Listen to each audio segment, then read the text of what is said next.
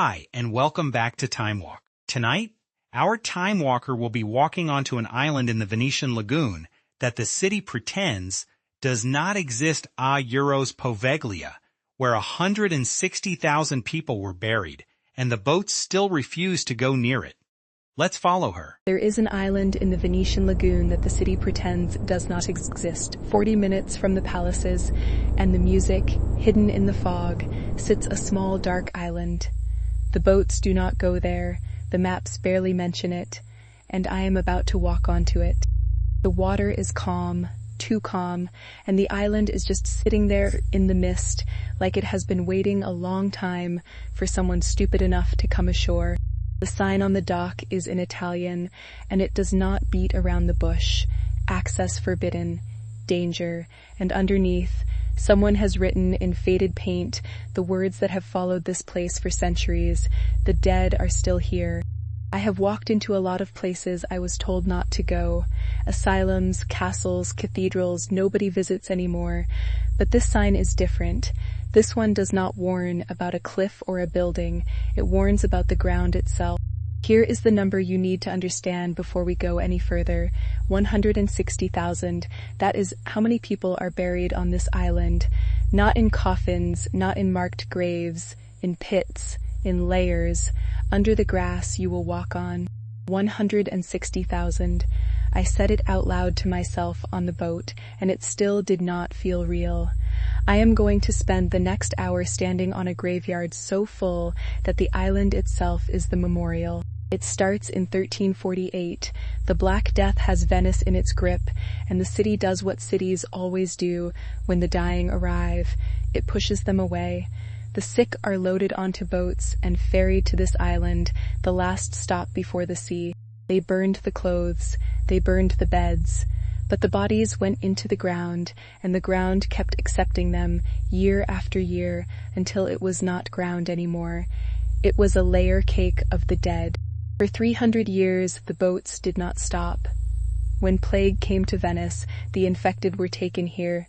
They call it quarantine now, but then it was simpler. You were sick, you went to the island, and the island kept you. The ferrymen who worked this route had a saying, that the boats never came back empty, not because they carried supplies, because the dead did not need a return ticket. The ground is the part nobody likes to talk about. The pits were dug deep, the bodies laid in rows, the quicklime poured over them to burn them away faster, but quicklime does not burn everything.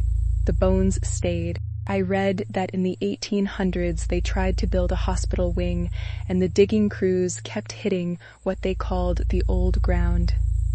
They stopped digging. They built on top of it instead. Let me make that number mean something.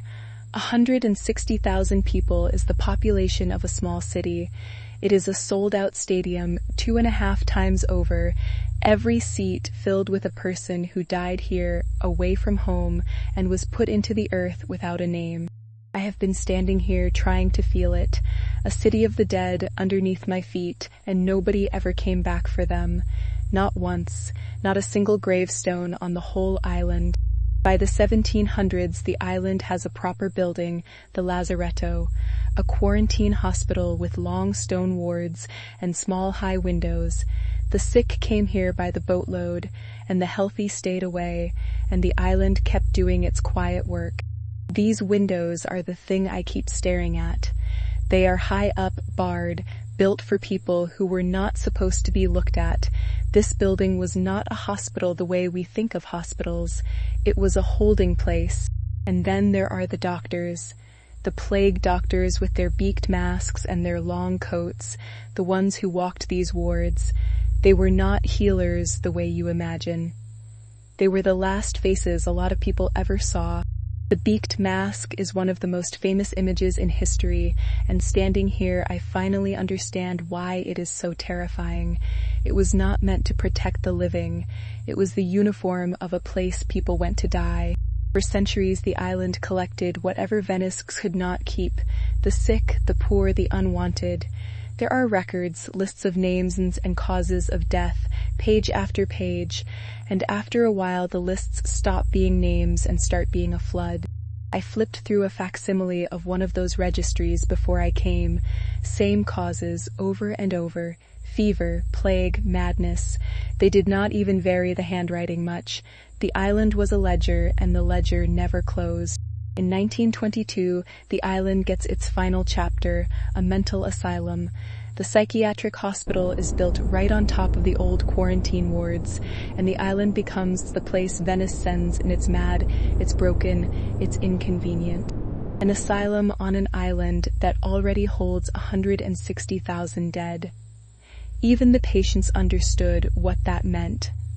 There are letters from the 1930s where they beg not to be sent here. They knew the ground they were standing on. What really happened in the asylum is quieter and worse than any ghost story. It was overcrowded, underfunded, and forgotten. Patients came here because the city did not know what else to do with them, and the island did what it always did. It kept them. These beds, these wards. The island stopped being a place people recovered and became a place people were put, and the more I read, the more I realized the scariest thing here is not the ghosts. It is how easily people were forgotten. This is where the legends begin. There was a doctor here, the story goes, who ran the asylum in the 1930s, and the stories about him are the reason the island still makes people cross the street when they talk about it. I will tell you the legend the way it is told, because the legend is part of the place now, and then I will tell you what the records actually say. You can decide which one is scarier. The legend of the bell tower. They say the doctor used to take patients up there, ring the bell to hide the sounds, and send them over the edge.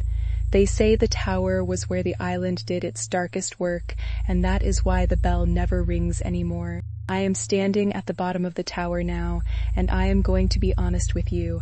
The story does not hold up to the records, but I also just noticed there are no birds perched on the roof. Every other ruin here has birds, not this tower. Then there are the holes, all over the courtyard walls, hundreds of small round openings, worn smooth by something.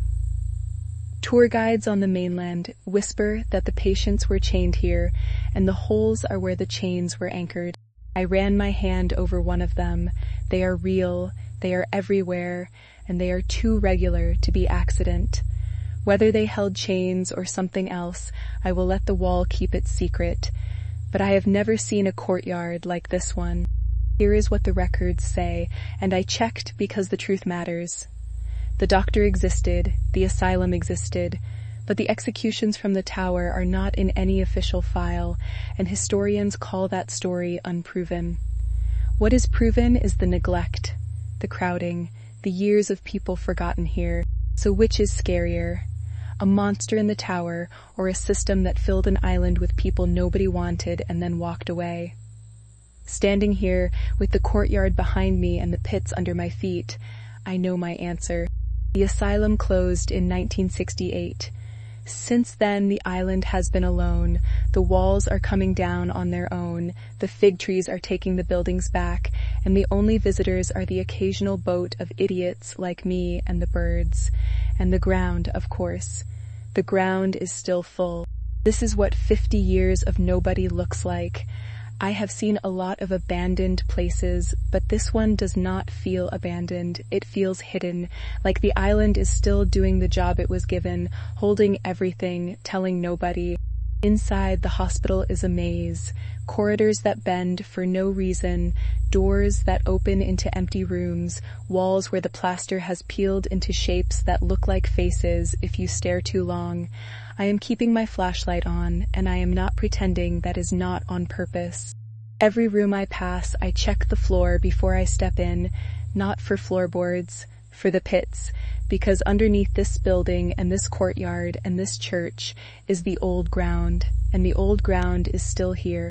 There is a church on the island too, San Vitale, and it is the strangest building here. The frescoes are still on the walls, peeling but there. The altar still stands. It is the one place on Poveglia that looks like people once came to pray, and that is somehow the loneliest sight of all. I do not believe the island is cursed. but I do believe this church heard 160,000 people's worth of prayers and answered none of them. You can feel that weight in the air. I have never been in a church that felt this tired. And then you find the ground I have been building toward. Under the ivy, a pit. The bones are still there, just under the surface, scattered and broken and unmarked. After 400 years, the island is still coming up from underneath. I am standing at the edge of it, and I will not walk on it, and I am not superstitious. It is not about ghosts. It is about respect. 160,000 people were put here with no one to remember them, and I am the first person to stand here and say their number out loud in a very long time. So here is the truth of Poveglia. The legends are probably not real. The doctor, the tower, the chains in the wall, likely none of it happened the way the stories say. But the 160,000 are real. The pits are real, the forgotten are real, and that is a much worse thing to live with. I came here for a ghost story, and I am leaving with something heavier. This island is not haunted the way you hope it is. It is haunted the way a wound is, and the wound was never allowed to heal. Here is what makes this place different from every ruin I have ever walked. Across the water, 20 minutes away, is one of the most beautiful cities in the world. Venice, golden and alive, full of people and music and light, and it built this island to hold what it did not want to see. That is the real horror of Poveglia. It is not a haunted castle lost in the woods. It is the shadow of a beautiful city, and the city made sure the shadow was never seen. Standing here, I cannot stop thinking about what else is hiding in plain sight. The ferryman is waiting, and he does not say a word when I climb on board. Nobody talks on the way back. The island shrinks into the fog behind us, and by the time we reach the open water, it is gone, like it was never there at all. I turned around once at the end. The island was already invisible, and I realized that is exactly how it has always been. There but never seen, holding everything, telling nobody, and the boats, as the old saying goes, never coming back empty. If this walk stayed with you, subscribe and ring the bell. Every walk, every week. The island will still be there, holding its 160,000, waiting for someone else brave enough to say their number out loud. I will see you at the next one. The people are gone, but the ground remembers, and now you know its name. Poveglia.